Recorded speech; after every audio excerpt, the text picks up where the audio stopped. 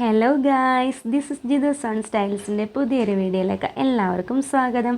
അപ്പോൾ ഇന്ന് രാവിലെ എഴുന്നേറ്റ് വഴി നല്ല കാപ്പിപ്പൊടി കാപ്പി കുടിച്ചിട്ടുണ്ടായിരുന്നു. അതായത് പാലിൽ കാപ്പിപ്പൊടി ഉണ്ടല്ലോ, നല്ല തരി തരിയുള്ള പൊടി, ആ പൊടി ഇട്ടിട്ട് കാപ്പിപ്പൊടി കാപ്പി അതാണ് കുടിച്ചത് കേട്ടോ. എന്നും ചായ ആണല്ലോ, ഇഞ്ചി ചായ, ഇന്നത് മാറ്റി പിടിച്ചു. പിന്നെ എന്താണെന്നറിയില്ല, ഈ മഴ അങ്ങോട്ട് തുടങ്ങിയപ്പോൾ ഇന്നും രാവിലെ എനിക്ക് നല്ല വിശപ്പാണ്. അപ്പോൾ ചപ്പാത്തി ഉണ്ടായിരുന്നു, ഒരു മുട്ട എടുത്ത് പൊരിച്ച് അതിൻ്റെ കൂടെ അങ്ങോട്ട് തട്ടി ഈ കാപ്പിപ്പൊടി കാപ്പിയും ചൂട് ചപ്പാത്തിയും ചൂട് മുട്ട പൊരിച്ചതൊക്കെ ഇവിടെ കെട്ടി കഴിക്കുന്ന അടിപൊളിയായിരുന്നു കേട്ടോ. പിന്നെ വിശപ്പായതുകൊണ്ട് പിന്നെ പറയുകയും വേണ്ട, എന്ത് കിട്ടിയാലും അങ്ങോട്ട് കഴിക്കും. അപ്പോൾ രാവിലെ എഴുന്നേറ്റ് വേണം ബ്രഷ് ചെയ്തിട്ട് ഇത് അങ്ങോട്ട് കഴിച്ചു കേട്ടോ. അത് കഴിഞ്ഞിട്ട് ഒരു 10 മണിയൊക്കെ ആയപ്പോഴത്തേനും നമ്മുടെ ചിക്കൻ കറി റെഡി ആയിട്ടുണ്ടായിരുന്നു. നല്ല ചൂട് ചൂട് ചിക്കൻ കറി, കണ്ട ആവിയൊക്കെ ഇങ്ങനെ വറുക്കുന്നത്.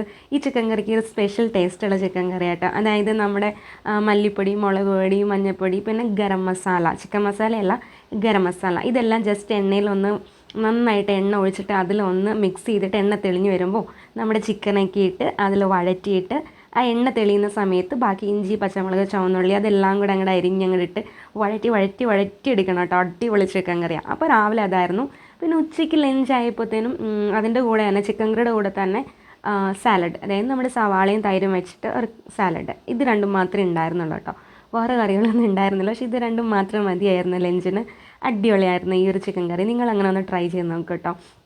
ആ ഇഞ്ചിയും പച്ചമുളകും ചുവന്നുള്ളിയും എന്താ പറയുക കരിവേപ്പിലയൊക്കെ കൂടെ ആ മസാലയൊക്കെ ഇടന്നങ്ങോട്ട് മുരിഞ്ഞ് വരുമ്പോൾ അടിപൊളി ടേസ്റ്റാണ് കേട്ടോ. പിന്നെ ഈവനിങ് ആയപ്പോൾ നമ്മൾ പുറത്ത് പോയിട്ടുണ്ടായിരുന്നു. എനിക്ക് ഇന്ത്യൻ കോഫി ഹൗസിൽ മസാല ദോശയും ഈ ബീട്രൂട്ടൊക്കെ ഇട്ട മസാല ദോശ അവിടെ, പിന്നെ ഈ ബീട്രൂട്ട് ഇടാത്ത ഒരു സാധനം ഉണ്ടാവില്ലല്ലോ. കട്ട്ലേറ്റ് തുടങ്ങി മസാല ദോശ വരെ ബീട്രൂട്ട് മയാണ് ഗൈസ്. അപ്പോൾ ബീട്രൂട്ട് ഇട്ട മസാല ദോശ എനിക്ക് ഭയങ്കര ഇഷ്ടമാണ് കേട്ടോ.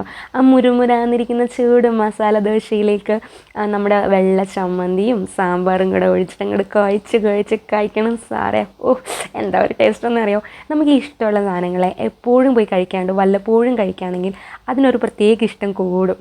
അതുപോലെ എന്നാണ് എനിക്ക് ഇന്ത്യൻ കോഫി ഹൗസിലെ മസാല ദോശ എന്ന് പറഞ്ഞാൽ. അപ്പോൾ അതൊക്കെയായിരുന്നു. പിന്നെ ഡിന്നറായിട്ടുണ്ടായിരുന്നത് നമ്മുടെ സെയിം ചിക്കൻ കറിയും പിന്നെ നത്തോലി ചേർന്ന പൊരിച്ചെടുത്തതും പിന്നെ ഈ താളെന്നൊക്കെ പറയും, ചേമ്പിൻ്റെ തണ്ട്, അതിവിടെ ഈ കർക്കിടക മാസമൊക്കെ ആകുമ്പോൾ വെക്കാറുണ്ട് കേട്ടോ. അപ്പോൾ അതും പിന്നെ നമ്മുടെ ചൂരയല്ലല്ലോ, നത്തോലി ചേട്ടൻ കറി വെച്ചത് കേട്ടോ, തല്ലിക്കൊന്ന് അതുണ്ടായിരുന്നു. ഈ നത്തോലി തക്കാളിയൊക്കെ ഇട്ട് മുളകിട്ട് വയ്ക്കാൻ അടിപൊളിയായിട്ട് തേങ്ങ അരച്ച വേറൊരു ടേസ്റ്റാണ്. പക്ഷേ ഇത് നല്ലൊരു ടേസ്റ്റായിരുന്നു കേട്ടോ, എനിക്ക് എന്തോ ഇഷ്ടപ്പെട്ട്.